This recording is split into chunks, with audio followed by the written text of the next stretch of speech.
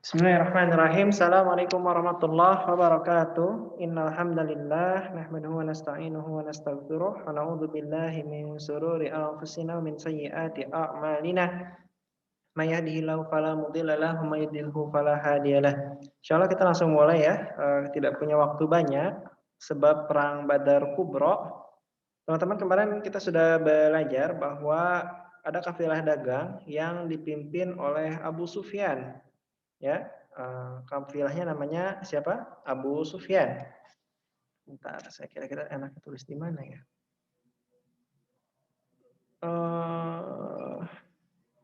Eee, coba di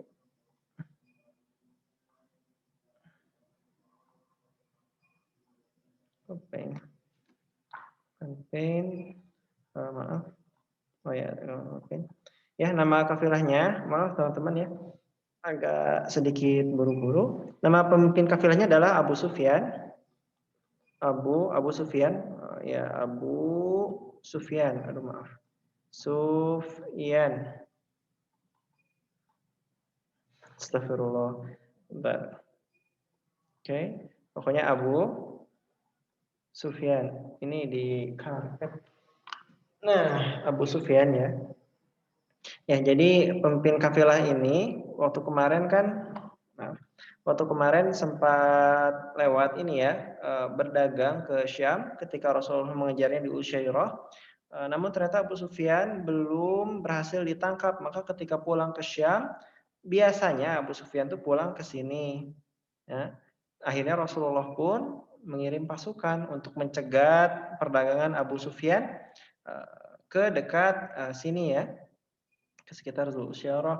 Nah, berjalan, dan Abu Sufyan ini ketika berangkat sudah banyak bawa sekitar 1.000 ekor unta dengan banyak perdagangan. Ketika berdagang di Syam tentu sudah menghasilkan keuntungan ya. Akhirnya pulang bukan lagi bawa barang tapi sudah bawa uang.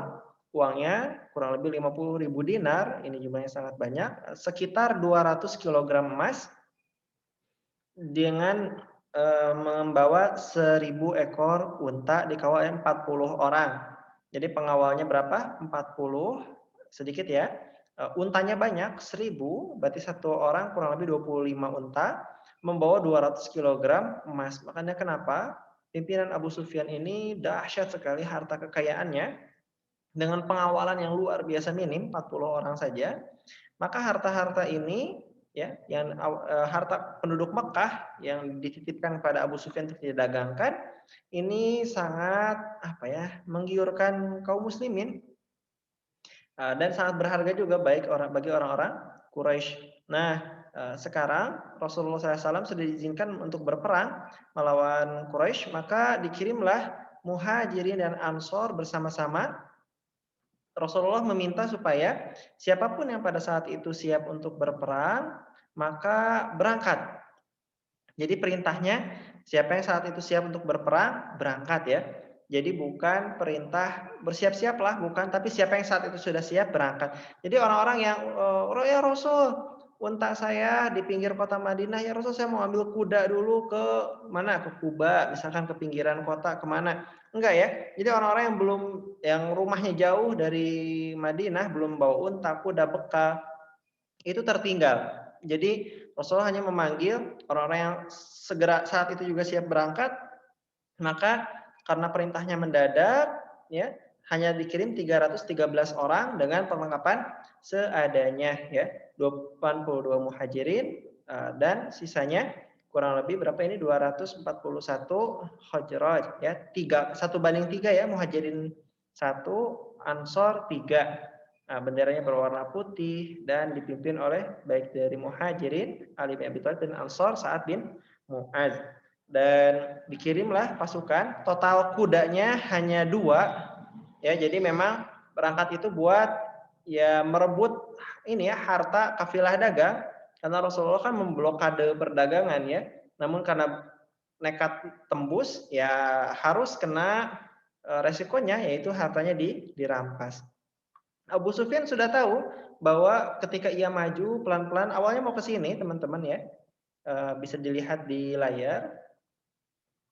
Awalnya mau ke sini, Namun Abu Sufyan ternyata sudah berjalan pelan-pelan memata-matai karena setelah memata-matai diketahui bahwa di sekitar sini ada 2 unta tidak dikenal, maka Abu Sufyan pun pergi ke tempat unta tersebut yang beberapa waktu ada unta tak dikenal.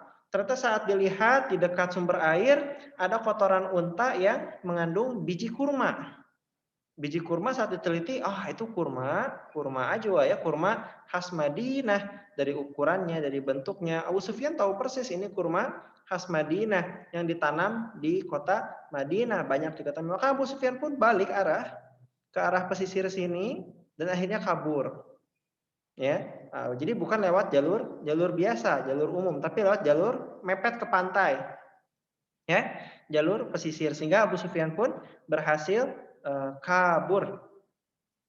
Nah, akhirnya saat Abu Sufyan kabur, Abu Sufyan juga mengirim surat bahwa hati-hati gitu kan, kafilah kalian akan dirampok Rasulullah. Dikirimlah oleh utusan yang sangat berjalan ya sendirian, berjalan cepat ke Mekah. Maka di Mekah pun orang-orang panik, wah harta kita gitu kan yang sedemikian banyak akan dirampok. Maka orang-orang pun bersiap dengan marah ya, dengan penuh baju perang.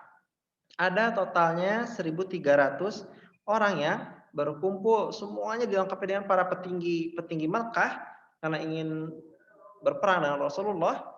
Namun ternyata ada satu pengecut, itu Abu Lahab, yang enggan untuk berperang karena yakin akan ya takut mati lah ya, intinya Abu Lahab takut mati paman Rasul, karena Rasul mendoakan keburukan bagi Abu Lahab dan Abu Lahab percaya bahwa ia akan ditimpa keburukan tersebut.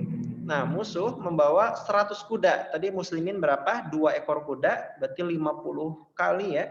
50 kali kuda kaum muslimin, 600 perisai, banyak unta, kurang lebih 1.000 ya. Kurang lebih 1.000 unta dan seterusnya, sehingga total pasukan sangat banyak sekali.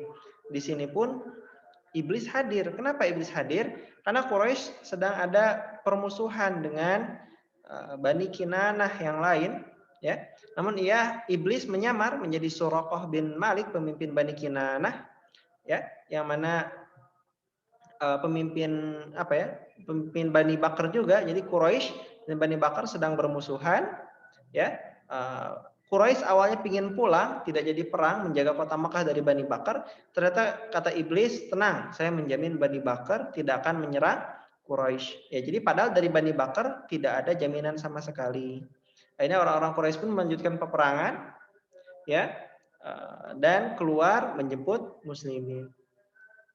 Jadi Abu Sufyan sekarang sudah tahu bahwa Rasulullah akan mencegatnya, maka Abu Sufyan tadinya sudah jelas ya, berbalik arah dari dari biji kurma dari mata-mata Rasulullah yang dikirim. Ternyata mata-mata Rasulullah 2 orang naik unta, yang ditemukan Abu Sufyan, mata-mata Rasulullah naik unta 2. Kemudian mata-matanya ternyata kotoran untanya ada biji kurma Madinah, maka Abu Sufyan tahu di situ dekat sekali dengan pasukan Rasulullah. Abu Sufyan berbalik arah, pergi ke arah pantai, lalu lolos masuk ke Mekah.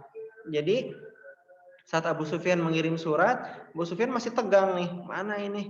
Apakah akan dicegat atau tidak? Ternyata Abu Sufyan berhasil menemukan lokasi dekat pasukan Rasulullah. Abu Sufyan berbalik arah, sehingga Abu Sufyan pun lolos dari kejaran. Nah, di sini Abu Sufyan mengirim surat, intinya saya sudah lolos dari pengejaran, silahkan kalian pulang, ya, kata surat dari Abu Sufyan. Nah, di sini Abu Jahal nggak mau gitu kan, enak aja kita pulang, kita tetap maju menemui Rasulullah untuk berperang karena sudah sangat siap. Namun di sini ada siapa ini, Bani Zuhrah yang kurang lebih 300 orang menolak berperang. Ngapain perang, kan kafilah udah aman. Bani Zuhrah nggak mau berurusan dengan berperang dengan Rasulullah. Akhirnya 300 orang pulang, yang dipimpin oleh Akhnas bin Syariq. Jadi jumlah orang-orang Quraisy awalnya 1.300, sekarang jadi 1.000 orang saja ya. Nah, akhirnya Rasulullah bermusyawarah, gimana ini? Kenyataannya, Abu Sufyan sekarang, lolos ya, Abu Sufyan sekarang, lolos dari peperangan, malah malah Rasulullah, dari mata-matanya diketahui bahwa pasukan Quraisy ada 1.000 orang, ya, kurang lebih 1.000 orang yang siap untuk melawan Rasulullah. Akhirnya Rasulullah bermusyawarah. Kenapa musyawarah? Karena Muhajirin hanya satu bagian dari 4 bagian, 3 bagiannya ini ya, orang-orang Ansor. Tadi kita sudah jelaskan bahwa Muhajirin ada berapa? 82 orang. Nah, 241 itu Ansor, dan Ansor menurut Baiat Aqobah kedua itu hanya wajib melindungi Rasulullah dari musuh di kota Madinah. Badar di sini itu bukan kota Madinah. Ketika Muhajirin terus-terusan mendukung Rasulullah, orang-orang Ansor masih diam. Bela nggak ya Rasulullah ya? Ini kita kan kesini buat cegat kafilah dagang nih, banyak musuhnya.